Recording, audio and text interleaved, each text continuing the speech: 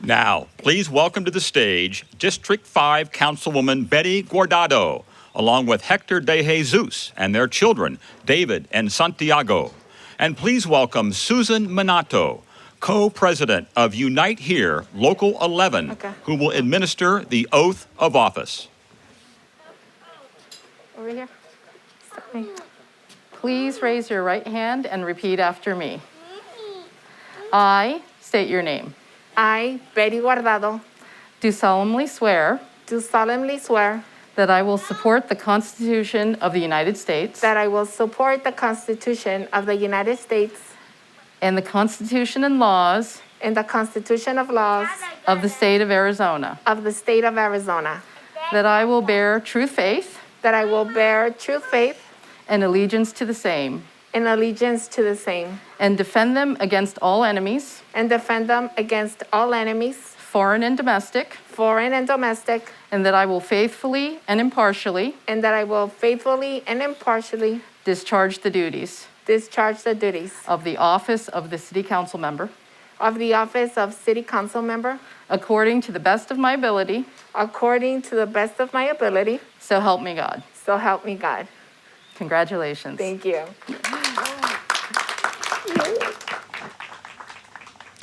Now, please welcome to the stage District Mark.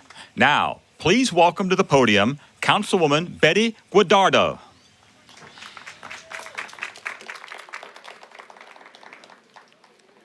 Good morning, everyone. And again, as well, happy birthday, Councilmember Garcia. Councilwoman Stark beat me to it. So my name is Betty Guardado, and I am the Councilwoman for District 5 for the next 4 years. And I am proud to be able to represent. And I want to start by taking a moment of silence for everyone we have lost in the last year. On a personal level, I want to remember a person that supported me when I was running for office. A person that took the time to look at my background, to understand my background, and understand why was it that I was running for office. He was always a phone call away. So for today, Wayne Howard, thank you so much for all of your support and for always being there for me whenever I need it. So please, let's take a moment of silence.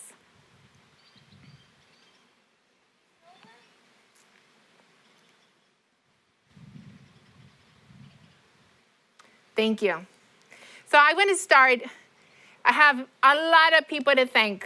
But first and foremost is thanking God for giving me the strength and the ability to do everything that we've done in the last couple of years. And from there, thanking my family, my husband, Hector, David, Hector has different names. My children, David de Jesus, Santiago de Jesus.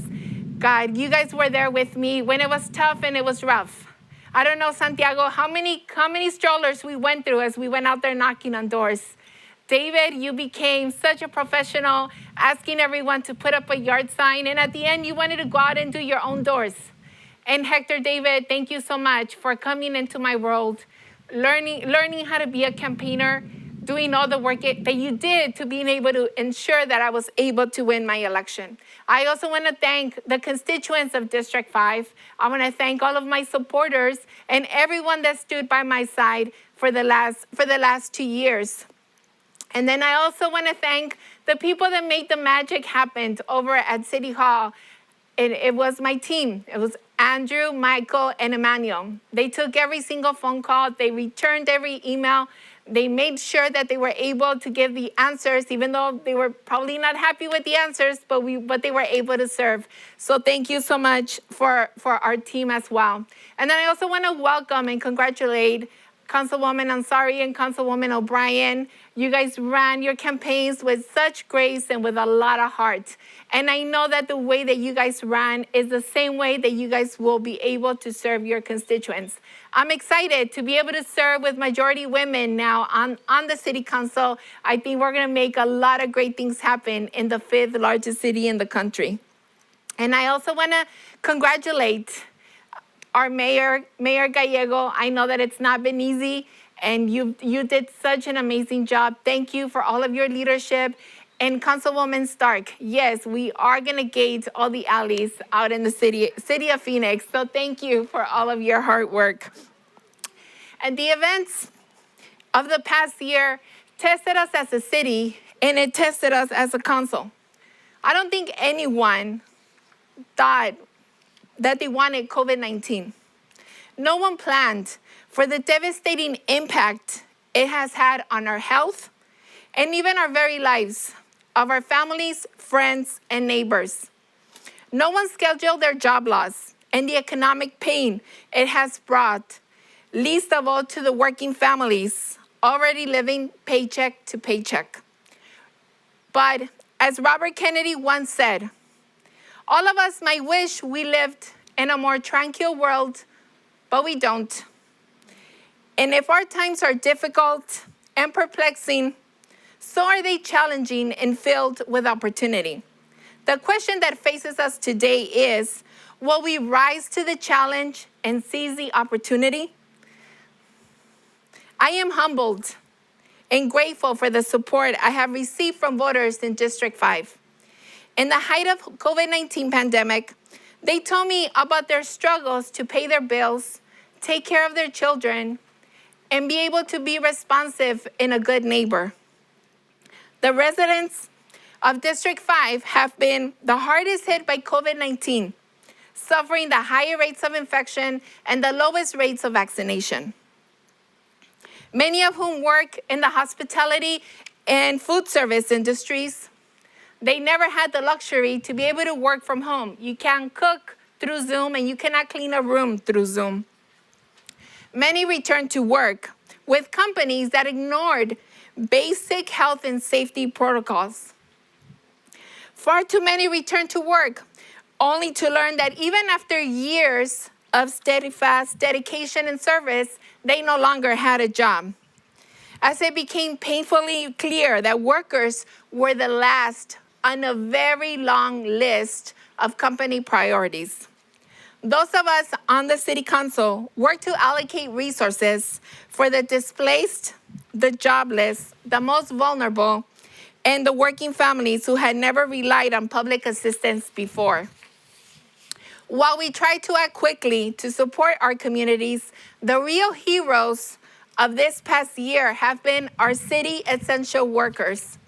To our 911 operators, our park rangers, our firefighters, our police officers, our teachers, our doctors and nurses, our grocery store workers, our bus drivers, and our airport workers. And to all of our essential workers, I just want to say thank you. Both as a councilwoman and as a mother, I am humbled by your example of service. I remember last summer, in the height of the pandemic, we began delivering pallets of water to apartment complexes around our district. I was touched to see the gratitude of families for something so basic, or at least that we all thought it was basic. But my heart broke as I saw the children who would run to greet us at each stop. They were hungry, they were thirsty, without safe, affordable childcare, with parents struggling to pay the bills, even when working 2 or 3 jobs. In the midst of a pandemic, where every shift, every single parent worked, increased the likelihood that they would catch the pandemic and they would catch this virus. This is what breaks my heart. This is what keeps me up at night. What kind of city are we building for our children? This is the urgent challenge and opportunity that Kennedy spoke about. How do we rise to the challenge and build a city that improves the quality of life for all? How do we build a city where we can work just one job, where we can all agree with the simple sentiment that one job should be enough? And if we build up a city that works for all, imagine the impact that it would have. People would have the time and the energy to get involved in their neighborhoods. They would have the money to be able to support our local businesses. They would have the time to volunteer at their kids' school. They would have the time to register to vote and to show up at the polls and to participate in our democracy. And if we build a city that works for all, how would our neighborhoods look? How would our schools look? How would our streets look? How would our libraries, our parks, and our community centers look? How would our democracy look? On the City Council, I am proud to say that we have adopted a plan to address the challenges of homelessness. We also adopted a plan to address the crisis of housing. But we still have not adopted a plan to address how are we going to raise the quality of life for all in our city? How are we going to ensure that those who lost their jobs when our tourism industry came to a screeching halt are going to be able to return to work? How are we going to turn tragedy into opportunity to upskill our displaced workers? How are we going to ensure they are not punished for a pandemic that they didn't ask for? How are we going to raise wages for those that work in our construction industry and fairly reward them for their skill? How are we going to improve and expand the options for our parents desperately searching for quality and affordable childcare? How are we going to pave a road for our residents that give the best chance to reaching the middle class?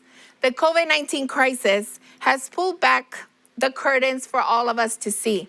Our community is broken in very real ways. Working people, those that do the most essential jobs in our community, deserve the support of the City Council. As we contemplate our city budget and our incoming federal allocation from the American Rescue Plan, we must act boldly. We must remember Kennedy's words. While these are difficult and perplexing times, we must rise to the challenge and seize the opportunity. Thank you to the voters of District 5 for giving me their trust and support. Together, we will build a Phoenix that works for all. Thank you.